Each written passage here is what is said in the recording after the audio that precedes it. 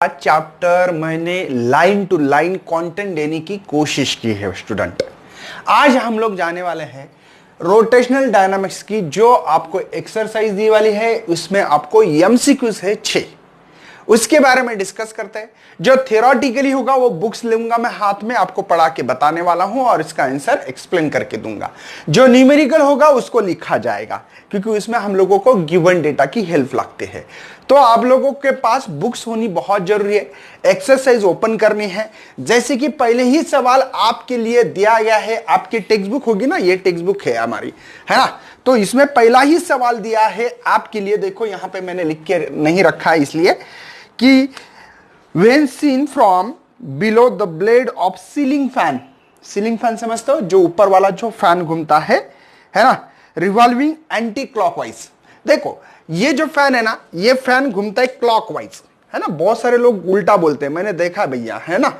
ये देखो ये क्लॉकवाइज है, ऐसे घूमना क्लॉकवाइज। क्लॉकवाइज समझते हो ना। देखो ये हमारी वॉच है और इसमें से जो ये टिप्स ये जो है आ रहा है ऐसा घूमता है, ये क्लॉकवाइज होता है। 1 बजता है, 2 3 4 ऐसे, तो ये क्लॉकवाइज। तो सोचो ना ये क्लॉकवाइज हुआ ना। देखो ये ऐसा करते करते करते करते ऐसा रहा। फैन तो ऐसा घूमता है, हमारा फैन ऐसा घूमता है। देखो ऑन करके ये क्लॉकवाइज घूमता है। मुझे एंटी क्लॉकवाइज चाहिए, मतलब ये हो गया क्लॉकवाइज। देखो ये क्लॉकवाइज, देखो ये क्लॉकवाइज, ठीक है ना। अगर फैन है हमारा सीलिंग फैन तो इसको थोड़ा सा ऐसे सर्कल करो ताकि लगे ये हॉरिजॉन्टल ये है। तो ये घूमता है फैन ऐसे। ये जो ब्लेड है हमारे फैन के, ये ठीक है, ये जो ब्लेड है, ठीक है ना, ऐसे ही होते ना, ठीक है। तो ये फैन तो ऐसे ही घूमता ना, ऐसे। तो ये क्लॉकवाइज होगा। मुझे क्लॉकवाइज चाहिए क्या? नहीं, मुझे एंटी क्लॉकवाइज चाहिए, मतलब मेरा फैन ऐसे घूमे, एंटी क्लॉकवाइज। अब एंटी क्लॉकवाइज मतलब ये सर्कल हो गया, ये देखो, ये देखो। मैं अलग अलग मार्कर लूंगा ताकि आपको समझ में आना चाहिए, ठीक है। तो मैं ये पूछ रहा हूं कि ये मेरा ब्लू पेन है, रेड प्लेन, देखो ब्लू पेन की तरफ आ रहा है, ये ऐसे। ये आपके तरफ मार्कर था मेरा रेड, ये आ गया ऐसे, तो ये होगा एंटी क्लॉकवाइज। देखो anti clock, right hand rule, anti clock. तो एंगुलर वेलोसिटी और एक्सेलरेशन का रिलेशन पूछा है यहां पे। तो एंगुलर वेलोसिटी एक्सियल वेक्टर है। देखो कौन कौन? Theta, angular displacement omega, alpha, torque, यल, है ना। ये सभी जो है ये है बच्चों, है ना, एक्सियल वेक्टर से।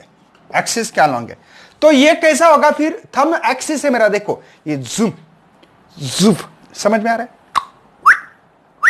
ये फैन ऐसे घूम रहा है, ऐसे, समझ में आ रहा है ना। रेड पेन देखो ऐसे जाके ऐसे। तो मेरी ये 4 उंगली इसके तरफ, थंब जिस तरफ जाए उस तरफ एंगुलर वेलोसिटी होती। तो करेक्ट बच्चों, यहां पे एंगुलर वेलोसिटी ओमेगा ऊपर, ये भी इसी का डायरेक्शन ये होता है, थीटा का, इसका सबका होता है। लेकिन इसमें एक प्रॉब्लम है अल्फा में। अगर स्पीड ऑफ हो, है ना, अगर स्पीड ऑफ हो और स्पीड डाउन हो तो क्या होता है? स्पीड ऑफ हो तो एंगुलर एक्सेलरेशन का एंगुलर वेलोसिटी के डायरेक्शन के साथ होता है, ठीक है। स्पीड ऑफ हो रहा है तो ये अल्फा साथ होता है। लेकिन मेरे क्वेश्चन में स्पीड डाउन का है, फैन ऑफ हो रहा है, मेरी स्पीड डिक्रीज हो रही है, मतलब ऑब्वियसली इसके अपोज में होगा। बात समझ में आ रही है?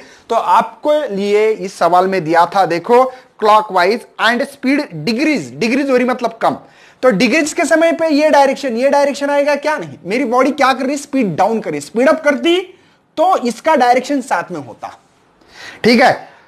और select the statement about the direction of angular velocity and angular acceleration का।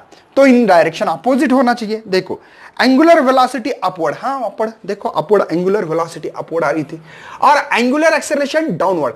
बहुत सारे लोगों ने बी आंसर बोला है, बी आंसर इज रॉन्ग है। उनका कॉन्सेप्ट उन्होंने गलत बता होगा। मुझे बच्चे ने कमेंट डाले यार, इसलिए बता रहा हूं, मैं किसी का अपोज नहीं कर रहा हूं। हो सकता है बोलते बोलते मेरी भी गलती होती है ऐसे। मुझे बहुत सारे स्टूडेंट के कॉल आ रहे, फोन आ रहे और बोल रहे कि सर इन्होंने गलत बताया। मुझे पता नहीं है किसने बताया है, लेकिन मुझे बता रहे कि सर कुछ यूट्यूबर, मुझे पता नहीं है कौन है, तो लेकिन बता रहा हूं मैं यहां पे कि ये जो है एंटी क्लॉकवाइज ये होता है। देखो ना एंटी क्लॉकवाइज, ये क्लॉकवाइज है, एंटी क्लॉकवाइज, देखो एंटी क्लॉकवाइज। इसी ये हाथ को ऐसे ना देते हुए ऐसे लाओ बोला, देखो ये उंगली ऐसे ना, देखो ये वॉच है, लगा दिया मैंने वाल को, अगर मैं ऐसे कर दूं इसको, ऐसे देखो, इसको ऐसे करो, है ना, इस हाथ को, ये हाथ ऐसा है तो उसको ऐसा करना है, सीलिंग फैन ऐसा होता है, इसलिए ऐसे करने से मेरी थंब ऊपर जा रही है, मतलब ये ओमेगा ऊपर, अल्फा नीचे, डिक्रीज हो रहा है। अगर इंक्रीज होता है तो अल्फा इसके साथ में, इसलिए बच्चों ए आंसर इज करेक्ट होगा। क्या है? एंगुलर वेलोसिटी अपवर्ड है एंड एंगुलर एक्सेलरेशन यहां पे उसके अपोज में है, डाउनवर्ड है, तो ए ऑप्शन इज करेक्ट है। समझे? कोई टेंशन लेने की जरूरत नहीं है, ठीक है। देखते हैं, क्योंकि होता है पढ़ाते पढ़ाते हो सकता है ऐसे बच्चों, कभी कभी क्लॉकवाइज और एंटी क्लॉकवाइज में कंफ्यूज हो सकता है। मैं किसी को अपोज नहीं करूंगा और बोलूंगा भी नहीं कि यार उन्होंने गलत पढ़ा है, मिस्टेक हो सकती है, एरर आ सकता है पढ़ाते पढ़ाते। कभी कभी मैं भी एक आधी चीज ऐसे बोल देता हूं क्योंकि फ्लो में होते कोई आदमी, तो ऐसे कमेंट मत करना कि सर उन्होंने गलत पढ़ा है, उन्होंने अच्छा। सब टीचर आपको अच्छे ही कंटेंट दे रहे हैं, मैं सभी का रिस्पेक्ट करना चाहता हूं क्योंकि आपको कंटेंट दे रहे हैं, ये बात समझना।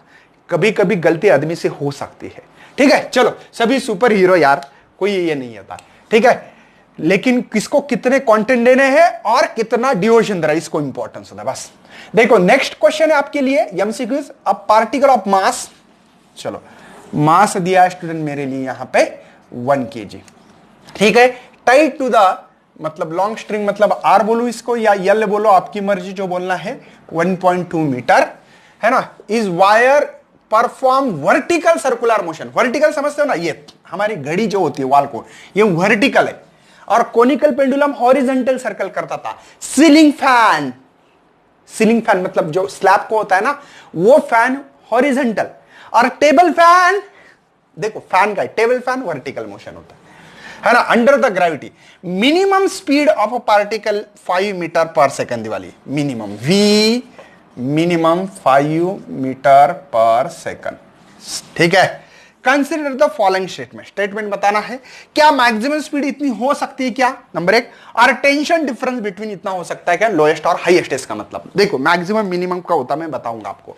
वर्टिकल सर्कुलर मोशन में आपका ये वर्टिकल सर्कल है, सही है, यहां लोएस्ट, यहां पे मिड पोजीशन पे, और यहां पे हाईएस्ट पे वेलोसिटी का। मैंने आपको ऐसा एक जनरल फार्मूला दिया है कि दुनिया में कभी भी जाओ, कहीं पे, कहां पे भी लगा सकते, कहां पे मतलब वर्टिकल सर्कल मोशन में, यहां यहां यहां यहां कोई भी पॉइंट पे। क्या फार्मूला दिया था? जनरल फार्मूला है रूट ऑफ ब्रैकेट में RG 3 + 2 cos थीटा। याद है स्टूडेंट? हम लोगों को लोएस्ट निकालने, तो थीटा 0 होगा क्योंकि यही पोजीशन पे है। थीटा 0 मतलब cos 0 1 होता है। अगर यहां पे 1 डालू तो 2 × 1 2, तो यहां पे V = 5 RG मिल रहा है, समझे? अरे 1 वाले ना, 2 × 1 2, 2 + 3 5 RG, ये लोएस्ट पोजीशन पे। वेरी गुड सर, मतलब यहां पे आपको पता है सबसे मैक्सिमम स्पीड होगी, मुझे भी लग रहा है, देखो मैं प्रूव करके दूंगा। अब मिड पोजीशन 90, cos 90, थीटा 90 है स्टूडेंट, cos 90 क्या होता है आपके पास? 0, तो ये पूरा 0 होगा, ये लोएस्ट के लिए, ये मिड पोजीशन के लिए 0, तो रूट ऑफ 3 RG, मतलब यहां पे रूट ऑफ 3 RG। चलो हाईएस्ट पोजीशन पे पार्टिकल यहां से यहां गया 180, आधा सर्कल चल रहा है ना 180, और cos 180, थीटा = 180, cos 180 की वैल्यू यहां पे आपको पता हो तो -1, तो यहां पे रूट ऑफ RG 3 - 2, तो 1 रहेगा, तो हाईएस्ट पोजीशन पे रूट ऑफ RG। तो यहां पे आपको समझ में आ रहा है सबसे मैक्सिमम स्पीड है यहां पे, मतलब कम से कम यहां पे इतनी स्पीड लगती है जो कि सर्कुलर मोशन करने में, लेकिन इस सर्कल में सबसे मैक्सिमम स्पीड कहां लगेगी? आप बोलेंगे सर क्वेश्चन में पढ़ाते समय तो आपने बोला था कम से कम इतनी स्पीड लगेगी, इससे कम रही तो कंप्लीट सर्कल नहीं हो पाता है, इसलिए मिनिमम बोला था। अब मैक्सिमम क्यों बोल रहा हूं? क्योंकि बच्चों ये जो सर्कल है कंप्लीट करने के लिए इसमें हम लोगों ने अलग अलग पोजीशन पे स्पीड निकाली, तो देखा मिनिमम स्पीड यहां पे कितनी, यहां पे कितनी, यहां पे इतनी, ताकि ये कंप्लीट वर्टिकल सर्कल मोशन हो जाए, इसके लिए मैंने मिनिमम स्पीड निकाली हर पोजीशन पे। इससे कम रही तो सर्कल कंप्लीट नहीं होगा। अब ये सर्कल कंप्लीट हो चुका है, तो मैंने देखा यार सबसे ज्यादा स्पीड कहां लगती है, तो यहां लगती है, सबसे कम कहां लगती है, यहां लगती है, यहां तो मतलब बिटवीन है। इसका मतलब ये जो है ये V max बोलूंगा मैं रूट ऑफ 5 RG को। बात समझ में आ रही है? और इसको बोलूंगा मैं v मिनिमम बोलूंगा। देखो v मिनिमम बोलूंगा, ये मैक्सिमम बोलूंगा। ठीक है, चलो करते कैलकुलेशन। v मैक्स इसको करता हूं 5 और ये रूट ऑफ RJ अलग करता हूं, जुदा कर दिया। ये कौन है? मिनिमम। और मिनिमम स्पीड कितनी दी वाले स्टूडेंट? 5। तो इसको v मैक्स को मैं कर सकता हूं 5 रूट ऑफ यहां पे 5 मीटर प्रति सेकंड। बात समझ में आ रही है? ये v रूट ऑफ RJ की वैल्यू डाल दी, ये 5। इसका मतलब मैक्सिमम स्पीड जो दी गई है मस्ट भी इतनी होना चाहिए।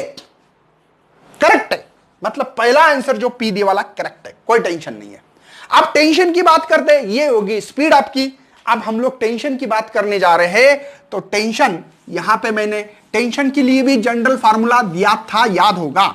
लेकिन इसका जो डिफरेंस है स्टूडेंट, है ना, टेंशन का जो है वो है यहां पे lowest minus highest 6 mj formula दिया था। जिन लोगों को ये याद नहीं है, सर याद कुछ नहीं होता है, ये होगा आपका जनरल फार्मूला याद करना। टेंशन का एक फार्मूला दिया था मैंने, मेरे ख्याल से, है ना, 3 mg ना, 1 प्लस कॉस थीटा। हाँ, यही फार्मूला, जनरल फार्मूले देता हूं मैं हमेशा, ताकि बच्चों को तकलीफ ना हो जाए। जो बच्चे इस फार्मूले को यूज करना जानते हैं, इस फार्मूले को जानते हैं, वो बच्चा कभी फेल नहीं होगा। हाँ सही है। Tension of the lowest position cos 0 होगा आप भी जैसे, और कॉस 0 1 होता है, तो t is equal to 6 mg होगा। नहीं समझे? अरे कॉस थीटा, थीटा मैं यहां की बात कर रहा हूं, थीटा 0 हिला ही नहीं मैं, और कॉस 0 होता है 1, तो 1 plus 1 2 multiply 3 6 mg। Tension of highest position करते मुझे यहां से यहां जाना है, यहां से यहां जाना है, तो बच्चों यहां पे 3 mg, यहां पे 1 माइनस 1। सर माइनस क्यों आ गया? क्योंकि बच्चों यहां से यहां मतलब 180 जा रहे हैं, और cos 180 होता है -1। तो डालो, 1 से 1 गया 0, तो टेंशन 0 मल्टीप्लाई 0 होगा। दोनों का डिफरेंस देखो, हाईएस्ट लोएस्ट 6 mg मिलेगा। अरे 0 सब्ट्रैक्ट करने से कोई फायदा ही नहीं ना, तो डिफरेंस निकालने जा रहे हैं। 6 m की वैल्यू ये है, g की 10 लेना है, तो tension of lowest minus highest ये हो रहा है 60 न्यूटन। अरे वाह, ये भी करेक्ट है, मतलब दोनों भी करेक्ट आपको आंसर दिए गए हैं, मतलब बोथ आर करेक्टेड, मतलब पहला भी P और Q दोनों करेक्ट है। सिंपल क्वेश्चन है, एमसीक्यूज है। हम लोग देखो, ये एमसीक्यूज क्यों दिए जा रहे हैं? वो चाहते हैं कि स्टूडेंट ने चैप्टर में से कितने कंटेंट को गेन किया है, ये चेकआउट करना है। चेकआउट करना है स्टूडेंट कि सही में तुम लोग कितने नॉलेज गेन कर पा रहे हो, इस चीजों पे फोकस किया जा रहा है एमसीक्यूज पे। चलो आगे बढ़ते हैं, स्क्रीनशॉट निकाल सकते हैं आप लोग। नेक्स्ट बात करते हैं थर्ड नंबर थ्योरेटिकली के लिए मैं पढ़ के बता रहा हूं आप लोगों को। Select the correct statement about the formula of moment of inertia in the term of mass के टर्म में of object and some distance parameter such as the r and l। r मतलब रेडियस, l मतलब length और etcetera. पहला answer दिया वाला, different object must have different expression for moment of inertia. A option तो 100% गलत है सर। क्यों? क्योंकि कभी कभी किसी किसी चीज का मोमेंट ऑफ इनर्शिया सेम हो सकता है। सर किसका? जैसे कि हमारे पास एक एग्जांपल रिंग का लेते हैं। रिंग जो होती है, रिंग का जो सेंटर से अगर एक्सिस पास करोगे तो इसका मोमेंट ऑफ इनर्शिया mr²। लेकिन रिंग को अगर एक के ऊपर एक रखोगे तो हॉलो सिलेंडर बनेगा। मतलब रिंग के ऊपर रिंग रखते जाओ, देखो एक हॉलो सिलेंडर बनेगा, तो उसका भी मोमेंट ऑफ इनर्शिया सेम हो सकता है। तो उन्होंने कहा तो डिफरेंट होना चाहिए, नहीं सेम हो सकता है। और भी एग्जांपल है मेरे ख्याल से, कोन का, एक कोन का भी है ना, ऐसे इसका काम आने वाला है इसलिए दे रहा हूं मैं। ठीक है, ये कोन है, तो ये कोन की रिंग है ना, तो यहां पे इसका भी मोमेंट ऑफ इनर्शिया mr² होता है। बी देखो, when rotating about centre axis a hollow right circular cone and discs, है ना, have the same expression for moment of inertia। Correct है। ये कोन का नहीं, कोन का mr²/2 है ना। हाँ सॉरी, देखो उन्होंने कहा कि डिस्क तो भरी वाली रहती, डिस्क का जो मोमेंट ऑफ इनर्शिया है वो है M R square by two, अगर सेंटर से एक्सिस पास करोगे तो वही कोण का सेम है। देख लेना, अगर आपको पढ़ना है तो ऊपर आप लोगों को चार्ट दिया गया है ऐसे, मतलब एक टेबल जैसे वाला है। तो अगर आपके पास यूनिफॉर्म हॉलो रिंग सर्कुलर कोण रहा तो इसके लिए भी मोमेंट ऑफ इनर्शिया सेम है, तो बी ऑप्शन यहां पे करेक्ट होगा। ऑब्वियसली सी और डी गलत होगा, मैं प्रूव करके देने वाला हूं। सी देखो एक्सप्रेशन, ये बात समझ में आ रही है स्टूडेंट कि मोमेंट ऑफ इनर्शिया हर किसी मस्ट भी बोला है पहले, इसलिए ये गलत आंसर है। डिफरेंट ऑब्जेक्ट मस्ट और different expression for moment of inertia नहीं, कभी कभी दो चीजों का मोमेंट ऑफ इनर्शिया सेम होता है। जैसे कि यहां पे सेम हो रहा है, देखो इसका किसका, ये डिस्क है और ये कोण है हमारे पास, तो इन दोनों का सेम ही। वो कहता है कि हर का डिफरेंट होना चाहिए, नहीं, दो बॉडी का तीन बॉडी का कभी कभी मोमेंट ऑफ इनर्शिया सेम होने के चांसेस हो सकते हैं। गॉट इट, ये करेक्ट है ना, और पहले में रॉन्ग है। थर्ड बात करिए C, expression for moment of inertia of parallel pipe rotating about the transfer axis passing through the centre include the depth है क्या। अगर यहां पे आप लोगों को मैं इसका मोमेंट ऑफ इनर्शिया बता दूं तो मोमेंट ऑफ इनर्शिया होगा हाफ यम, है ना, L square B square. Depth का कोई ये ही नहीं है इसमें, बराबर है आपके पास होगा। देखो यहां पे दिया है, जानबूझकर दिखा रहा हूं ताकि प्रूफ है इसलिए, ठीक है। तो इसमें डेप्थ की कोई रिलेशन नहीं है, ठीक है। ब्रीथ दिवाली लेंथ दिवाली, इसलिए ये भी जो है रॉन्ग है। D A expression for moment of inertia of rod of a plane sheet, नहीं, रॉड का और प्लेन सीट का सेम नहीं है। ट्रांसफर एक्सिस पास किया तो रॉड तो अलग मोमेंट ऑफ इनर्शिया है, आपको इसमें दिए, आप लोग जाके देख सकते। तो बी आंसर, थर्ड का बी फॉर बॉल, है ना, कोन का और इसका हमारे पास जो दी वाली डिस्क का मोमेंट ऑफ इनर्शिया सेम है, मतलब बी आंसर करेक्ट है। चलो फोर्थ पे आते हैं। In a certain unit radius of gyration of uniform disc about its centre and transfer axis is, D वाला ये, तो radius of gyration about the tangent to its plane. थोड़ा सा बच्चों यहां पे बहुत इजी और सिंपल क्वेश्चन दिया गया है, कुछ नहीं है। पहले क्वेश्चंस को अच्छी तरह से पढ़ना है। पहले एक डिस्क दी वाली देखो यहां पे, ठीक है, और वो एक्सिस जो है ना वो सेंटर से पास किया है, ध्यान देना। बाद में ट्रांसफर एक्सिस है। बहुत बच्चे क्या करते हैं इसमें, टेंजेंट टू इट्स प्लेन, मतलब यहां पे टेंजेंट टू इट्स प्लेन, ये एक वर्ड इंपॉर्टेंस है। पहले सबसे पहले काम करते हैं कि यहां हमारे पास जब भी किसी का मोमेंट ऑफ इनर्शिया है, डायग्राम कौन सी भाई, यूनिट यूनिफॉर्म डिस्क है, डिस्क का मोमेंट ऑफ इनर्शिया मेरे पास एम आर स्क्वायर बाय 2 है। इसको रेडियस के फॉर्म में, अब इसकी रेडियस ऑफ जो गायरेशन के फॉर्म में रखना है तो इसको रखते हैं यम के स्क्वायर। इसको 1 बोलो 2 बोलो, जो भी के डैश बोलो, जो भी बोल सकते हैं, यम आर स्क्वायर बाय 2। मुझे लगता है यम यम कैंसिल होगा, ठीक है। मुझे यहां पे आर स्क्वायर चाहिए तो 2k1 स्क्वायर डालते हैं। ये इंपॉर्टेंस हमारे लिए वैल्यू आने वाली है आर स्क्वायर, क्योंकि मुझे इसमें रेडियस पता नहीं है, बात को समझो स्टूडेंट।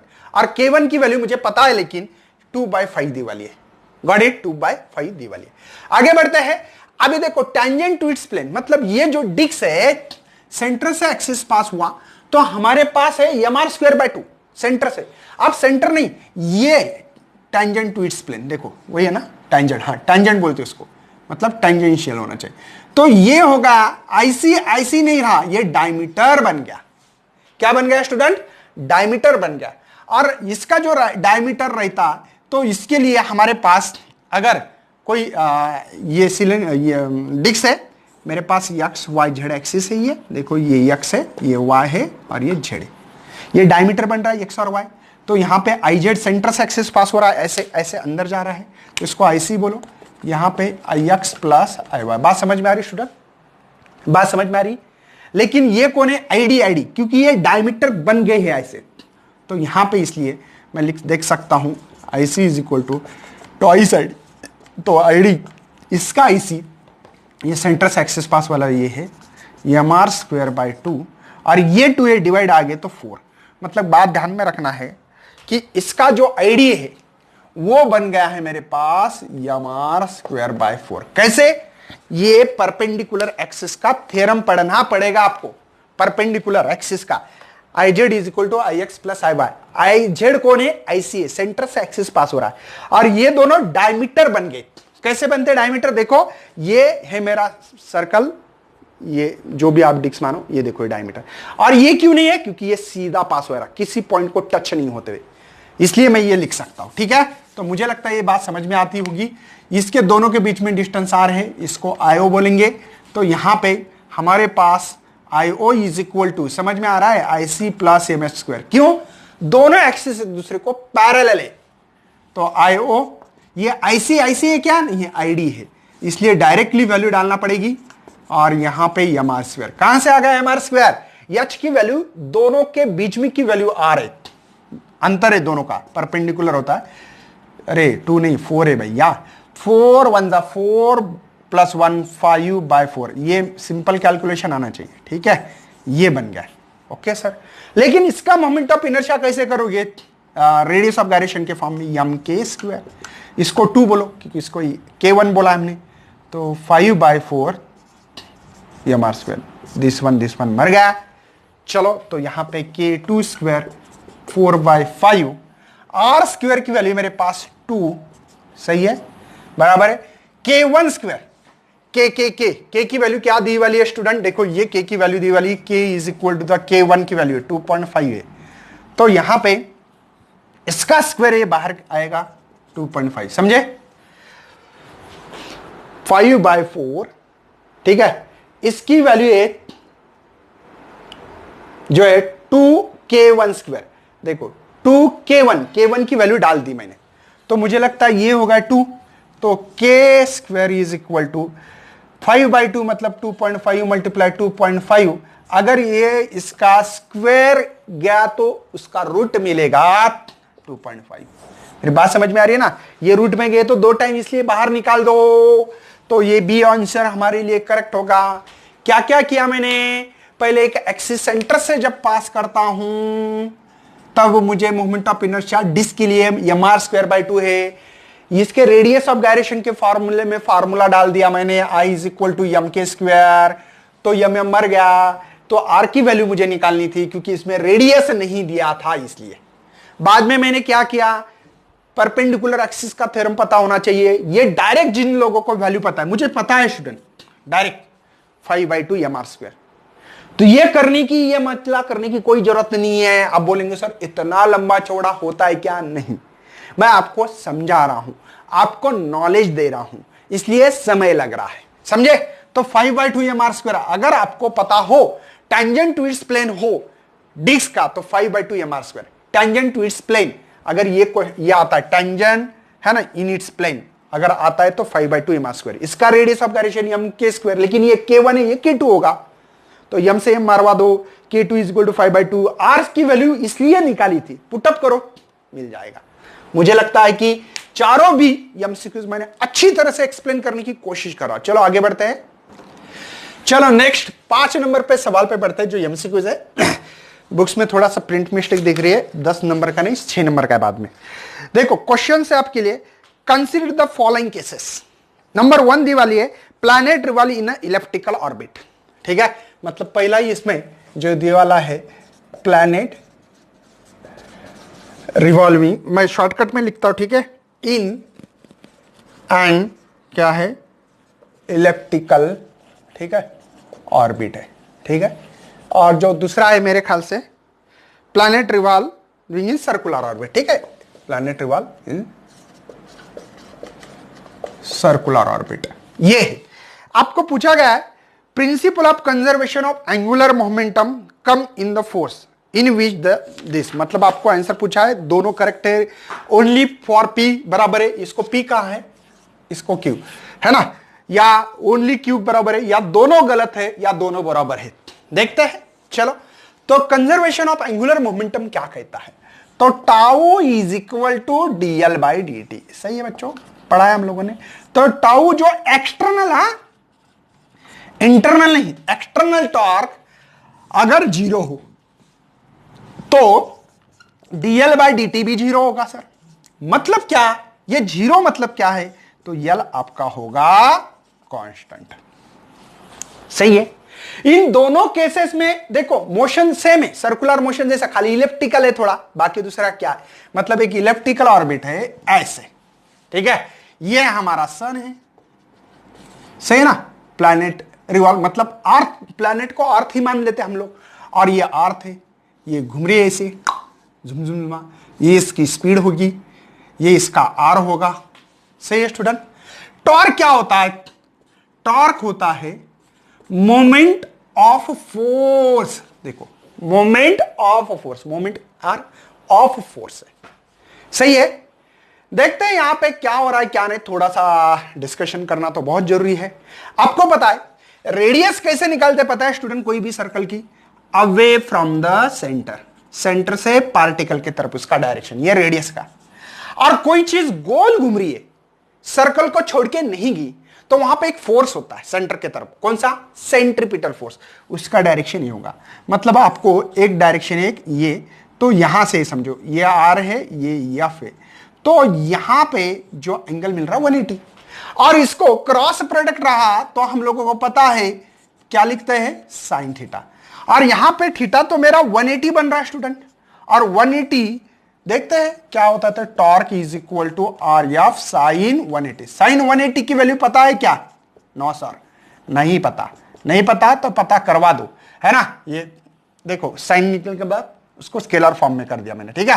तो ये होती है जीरो, तो ये जीरो हो रहा है, तो टॉर्क जीरो है, मतलब एक्सटर्नल टॉर्क कुछ यूज कर रहा हो क्या? नहीं।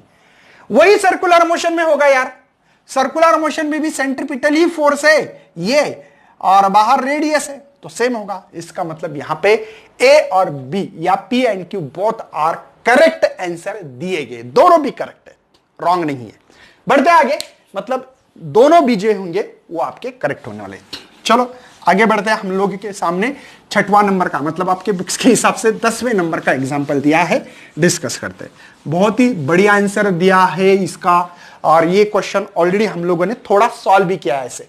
अगर आप लोग लास्ट के चैप्टर के कंटेंट के देखेंगे तो यही सवाल था हमारे लिए, है ना। चलो क्वेश्चन है हमारे पास, a thin walled hollow cylinder है रोलिंग डाउन द इंक्लाइन। मतलब उन्होंने कहा है कि सर यहां पे एक ऐसे ये ले लो, यहां पे हमारा ये क्या नाम है उसका? हॉलो सिलेंडर है, और वो नीचे आ रहा है ऐसे, है ना, इंक्लाइन प्लेन। तो यहाँ पे थीटा होगा, ये हाइट होगी, ये डिस्प्लेसमेंट पता है ना आप लोगों का, हमने वेलोसिटी और ये निकालने के लिए, एक्सेलरेशन निकालने के लिए निकाला था। एट एनी इंस्टेंट, कई इंस्टेंट पे रेशियो निकालनी kinetic energy, rotational kinetic energy का formula, kinetic energy of rotating body बोलते हैं हम, हाफ आई ओमेगा स्क्वायर। सही है। लेकिन आई क्या होता है? M K square. V is equal to R omega, तो ओमेगा क्या होगा? V बार। चलो पुट करते हैं, हाफ आई की वैल्यू है एम के स्क्वायर, इसकी वैल्यू है student V square by R square. Squaring क्यों? क्योंकि ओमेगा का स्क्वायर है। मुझे लगता है यहां पे रहने देते ऐसे ही, या इसको हाफ एम वी स्क्वायर करते हैं के स्क्वायर बाय आर स्क्वायर, ऐसे रखते हैं, काइनेटिक एनर्जी ऑफ रोटेटिंग। ठीक है। उसके बाद में kinetic energy of rolling motion, इनके तो फार्मूले याद होना चाहिए। रेशियो निकालना है, देखो काइनेटिक एनर्जी ऑफ रोटेटिंग बोलूंगा मैं, is to kinetic energy of translation is to total kinetic energy. ठीक है, या इसी को टोटल करो ऐसे। तो फार्मूले याद है? हाँ सर, इसका अभी निकाला मैंने, हाफ एम वी स्क्वायर है ना, K square by R square. Sir इसका formula half M V square, सभी को पता है ट्रांसलेशन। और इसका जो फार्मूला है half M V square 1 plus K square by R square. याद नहीं तो दुआ में याद रखना। Kinetic energy of rotating in the term of radius of gyration. वैसे half I omega square original formula ये है, ये तो सभी को पता है, ये भी मैंने निकाल के दिया। क्योंकि रोलिंग मोशन में टोटल मोशन क्या होता है? रोटेटिंग प्लस ट्रांसलेशन, उसको रोलिंग मोशन कहते हैं। रोलिंग मोशन में बॉडी सीधी भी चलती है, मैंने ये एग्जांपल दिया था, याद होगा। देखो इसका सेंटर ऑफ मास सीधा जा रहा है और यहां के पार्टिकल गोल घूम रहे, तो रोटेटिंग है। मुझे लगता है कि इसमें कुछ कैंसिल कर सकते हैं हम लोग। ये half M square half M square half M square मर जाए, मतलब यहां पे बचा स्टूडेंट के स्क्वायर बाय आर स्क्वायर, है ना, इज टू, यहां पे कुछ नहीं, मतलब 1 है, यहां पे 1 plus K square by R square. अच्छा, K square by R square की वैल्यू निकालनी पड़ेगी सर। हाँ, ये कौन है? तो हॉलो सिलेंडर है, मतलब वो रिंग जैसे हॉलो सिलेंडर, रिंग रख दो सिलेंडर बनेगा हॉलो सिलेंडर। देखो एक के ऊपर एक रिंग रखो, रिंग रखने से ये बनेगा, मतलब रिंग रखने से ऐसे रिंग रखो तो ऑटोमेटिकली आपको समझ में आएगा कि ये सिलेंडर बन रहा। तो रिंग का जो मोमेंट ऑफ इनर्शिया स्टूडेंट वो है यम आर स्क्वायर। मुझे आई के जगह पे यम के स्क्वायर रखना पड़ेगा, सही है। तो यम से मर गया तो के स्क्वायर बाय आर स्क्वायर, यहां पे कुछ नहीं है मतलब 1 है, 1 मतलब इसकी वैल्यू 1, इसकी 1, यहां पे 1 रखोगे तो 1 + 1 होगी, तो 1:1 है ना, यहां पे 2। तो ये जो जवाब होगा ए ऑप्शन इज करेक्ट। मुझे लगता है कि 6 के 6 महीने यहां पे आपको एमसीक्यू समझाने की कोशिश की है। चलो देखना यहां पे अच्छी तरह से स्क्रीनशॉट निकाल सकते हैं आप लोग। तो ये थे स्टूडेंट हमारे पूरे एमसीक्यूज। इसके बाद में हम लोग न्यूमेरिकल लेके आ रहे। बच्चे बोलेंगे सर थेरोटिकली बोर्ड पे लिख के देना पॉसिबल नहीं, इसलिए हमने नोट्स बनाई है। और वो नोट्स किसने बनाई है? गिरीश डावरे सर, जो कि सीएम चिप मॉडरेटर रह चुके हैं 2013 में। बहुत उनका एक्सपीरियंस है, 28-29 साल का एक्सपीरियंस है स्टूडेंट, और उनकी नोट्स पूरे महाराष्ट्र में फेमस हो चुके। मतलब वो खुद लेक्चरर है, बोर्ड में काम करते हैं, बच्चे कैसे लिखते हैं, कैसे लिखना चाहिए, उस हिसाब से अकॉर्डिंग टू द बोर्ड के हिसाब से उन्होंने नोट्स लिखे। तो उस नोट्स को भी शेयर करना है आपको। स्टडी मटेरियल बोल के नोट्स नीचे मिलेगी, उस वेबसाइट पे जाना पड़ेगा। पूरे चैप्टर के हमने कंप्लीट करके रखा है। तो मुझे लगता है कि उसमें से थ्योरेटिकल, हाँ न्यूमेरिकल सॉल्व करके मैं दूंगा, एक्सरसाइज के न्यूमेरिकल और एमसीक्यूज मैं सॉल्व करके दूंगा। तो चलो बच्चों, शेयर करना ज्यादा और लाइक करना है, न्यू तो चैनल को सब्सक्राइब भी करना। चलो thank you and best of for your study and your future plan.